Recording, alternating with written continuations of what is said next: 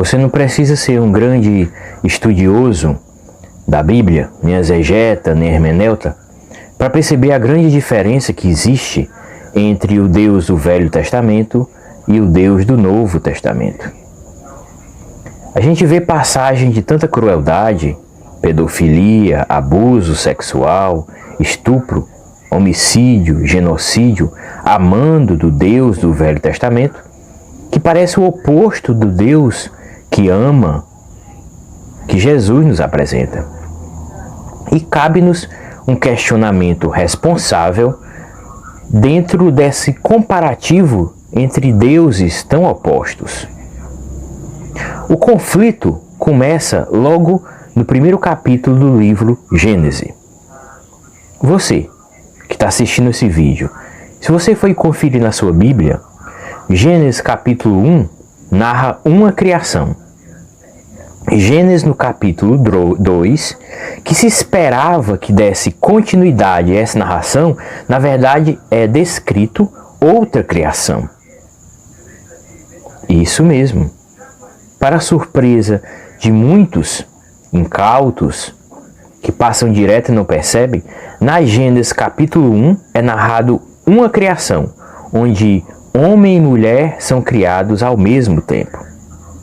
E quando a gente continua lendo o livro da Bíblia e chega ao segundo capítulo da Gênesis e espera uma continuidade dentro da temporalidade textual, o que ocorre é que há uma quebra de tempo, a narrativa volta lá para trás, antes mesmo da criação do homem, e começa a descrever uma nova criação. E aí sim, é essa descrição que a maioria de nós conhecemos. Adão é criado da poeira, do chão, da terra, é soprado vento, sopro em suas narinas, o espírito vivificante, ele se torna homem, e daqui a alguns dias ele começa a se sentir só. Deus diz, não é bom que o homem fique só, adormece Adão, tira dele uma costela e cria Eva. Essa criação da humanidade, o mito de Adão e Eva, só está no capítulo 2 da Gênesis. No capítulo 1 da Gênesis é outra criação. Confira lá, veja lá na sua Bíblia. No capítulo 1, homem e mulher são criados ao mesmo tempo. Façamos o homem a nossa imagem e semelhança, macho e fêmea foram criados.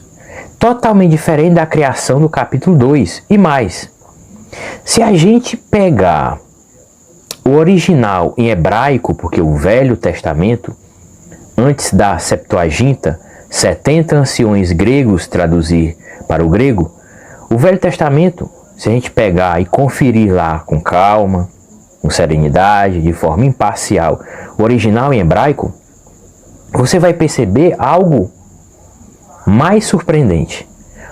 Gênesis capítulo 1, a criação é feita por Elohim, seria um Deus. Já na Gênesis 2 é Javé. Ou seja, já existem duas criações diferentes, criadas por dois deuses. Como se tivesse uma narrativa do Elohim, essa divindade que criou a humanidade, e no capítulo 2 seria a criação de outro Deus, Javé. Ao longo do Velho Testamento, nós vamos encontrar cerca, em média, 76 aparições de Deus. Os profetas dizem, eu o vi cara a cara, face a face, ele falou comigo.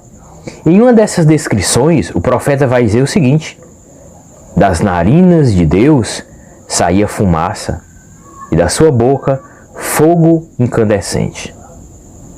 Meus irmãos e minhas irmãs, imagine que você tem uma visão de Deus, onipotente, onisciente, onipresente, e quando você vai descrever, alguém pergunta, você viu Deus? E sim, eu vi Deus.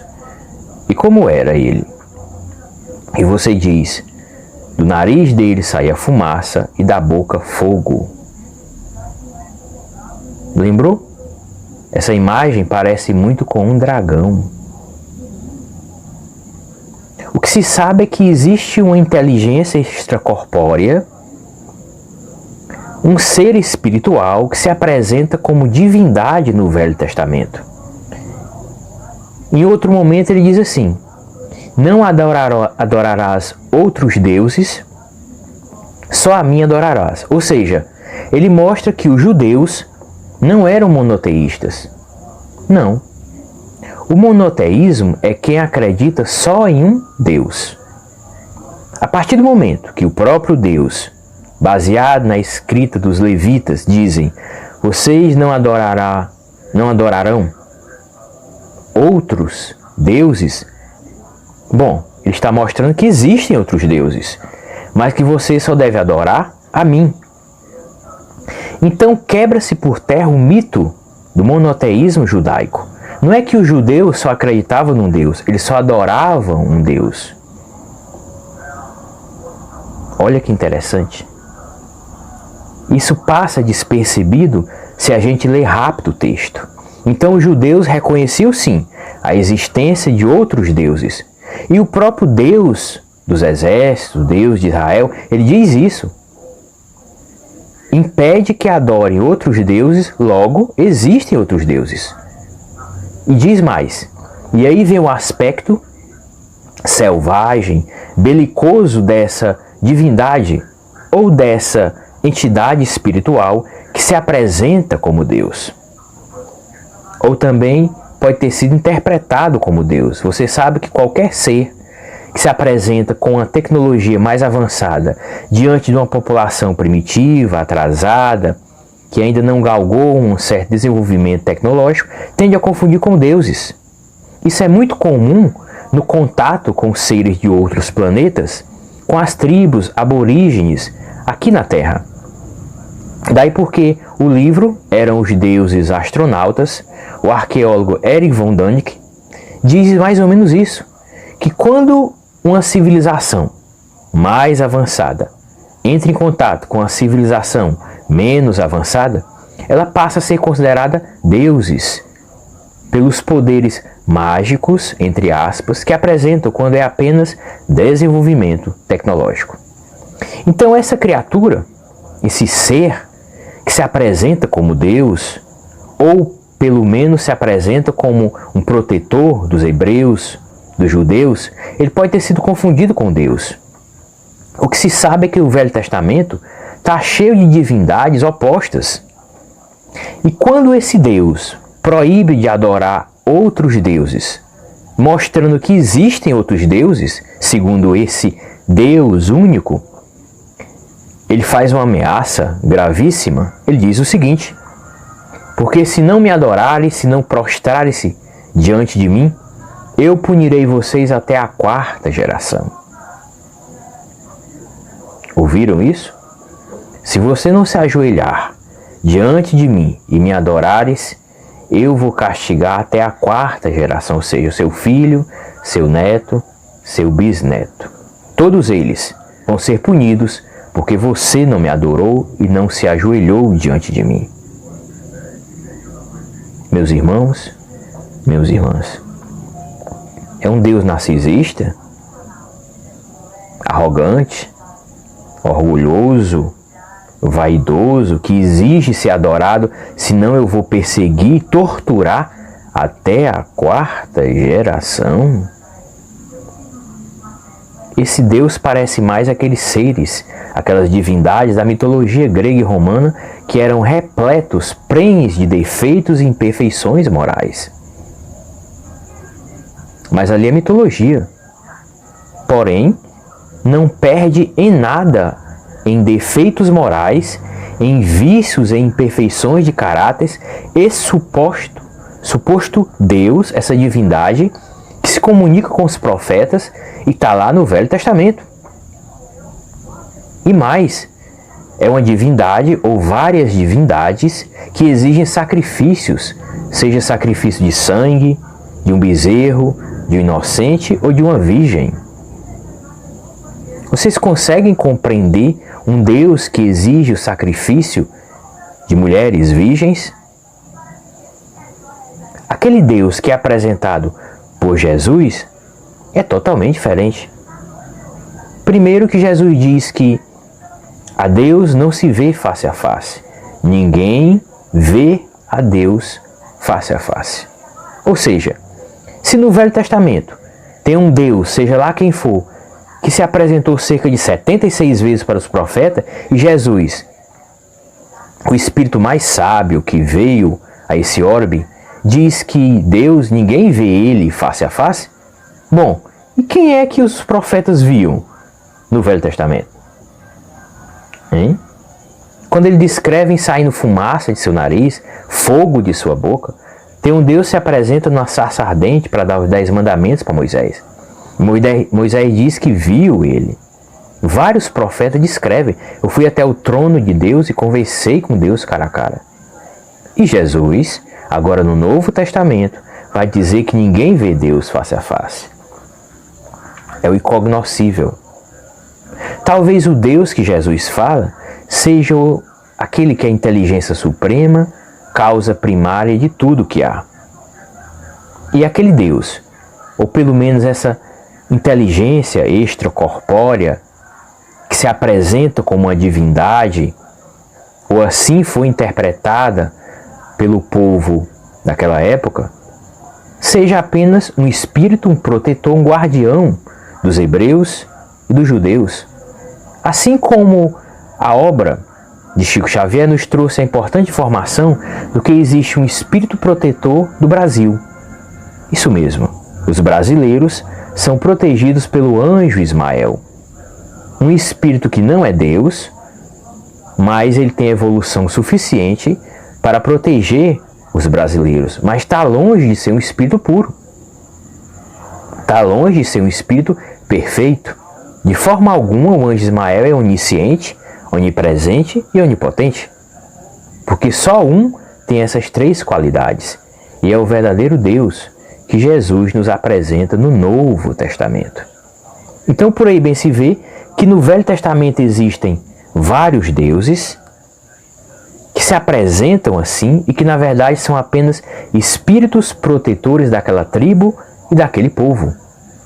Quando um Deus que faz seleção de pessoas e diz: ao invadir aquela cidade, matem os velhos, os homens, as crianças e só deixem as mulheres, para que possamos usá-las e ter filhos com elas.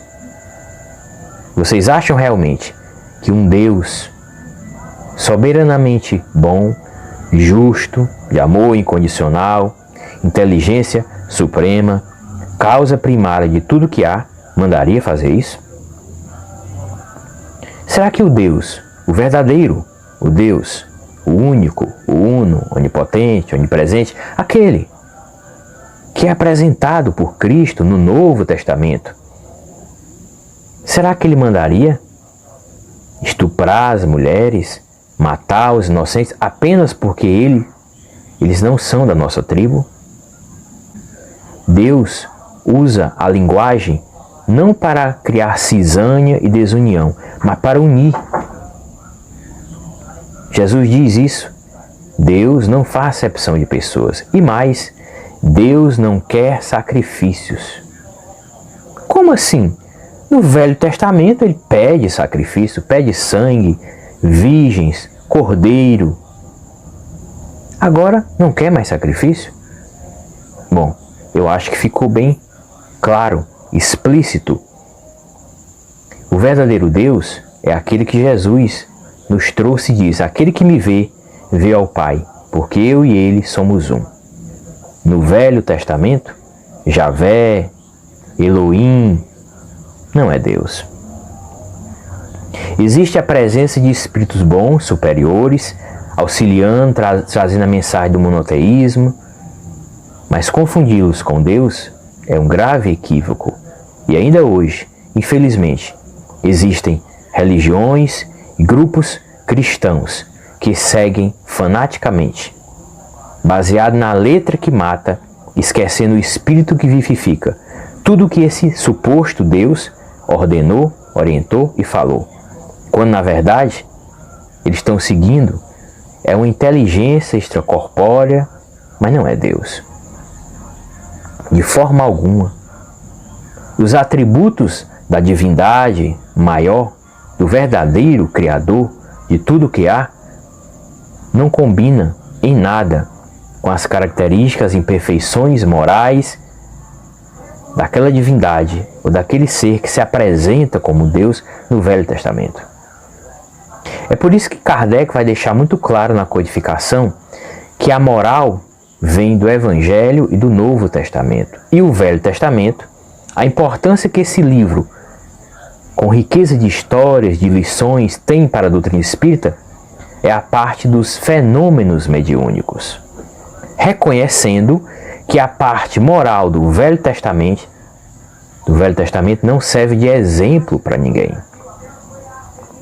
Os espíritos não deixaram claro, mas deixam implícito de que o exemplo de qual seria o Deus verdadeiro e nos manda um guia e modelo está no Novo Testamento.